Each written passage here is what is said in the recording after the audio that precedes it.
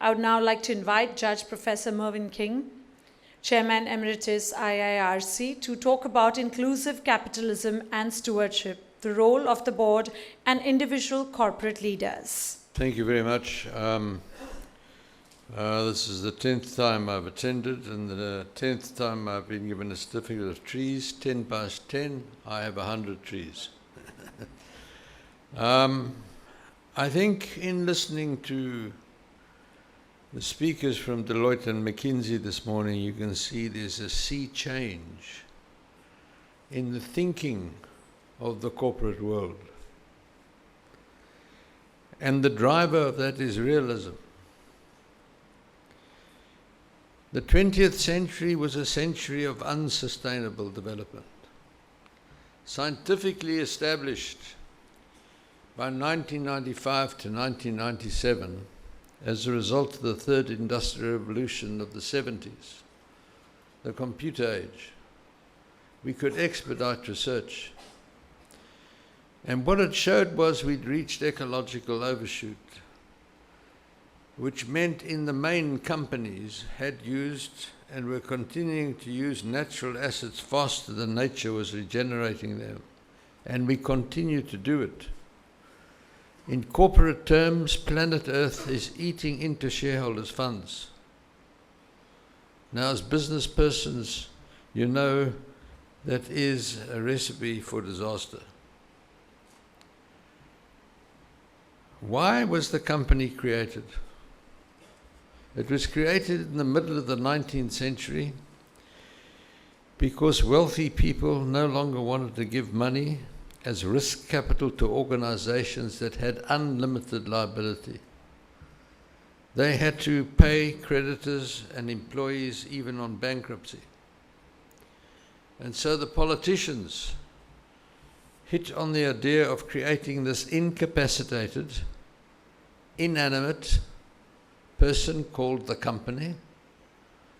You cannot hold a company, you cannot touch it. It has no heart, mind, soul, it has no conscience. If a company is seen to be a poor corporate citizen, it is because of the lack of consciousness of its corporate leaders. The company has no conscience. It is an innocent, artificial, incapacitated person. And its corporate leaders result in the company being seen to be a responsible corporate citizen or not. By the turn into the 21st century, this expedited research as a result of the third industrial revolution showed that the makeup of the market capitalization of the world's great iconic companies, such as the S&P 500, showed that by 1995, for example, 80% of the makeup of the market cap of companies were not additives in a balance sheet according to financial reporting standards. It was other issues, intangible assets, made up of matters such as purpose.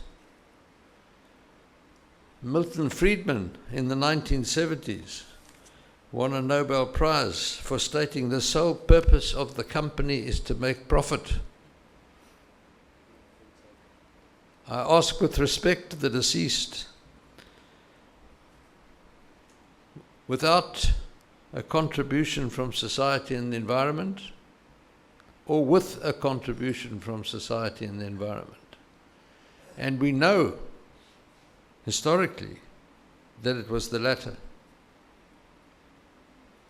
We look around countries, and I do travel the world. Wherever I go, I see the consequence of unsustainable development of the 20th century. Pollution. Well, this financial capital model based on the thesis that directors should act in the best interest of the shareholder, create wealth at the top, and it would trickle down to the impoverished at the bottom. The trickle became treacle. It stuck. It did not come down. That model exploded in 2008 with the GFC. The consequence of that was not that capitalism had failed. We had failed in implementing capitalism as if the sole model was this financial capital model in favor of the shareholder. Today, an analysis of companies on the great stock exchanges show that ownership through electronic transfer changes within 22 seconds. The lifespan of companies has changed, as has already been shown.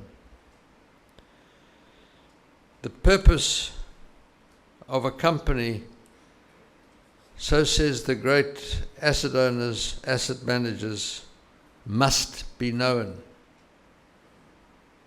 Larry Fink of BlackRock has said, I want to know the purpose of a company before we will invest $1 of our $6 trillion under management in the equity of any company. Don't tell me your purpose is just to make money. The purpose, in summary, is to add value. And adding value means value not only economically, but socially and environmentally. These conscious corporate leaders have to steer the business of the company, because direct comes from the Latin word to steer. Steer the business of the company to the junction of the three critical dimensions for sustainable development in the 21st century.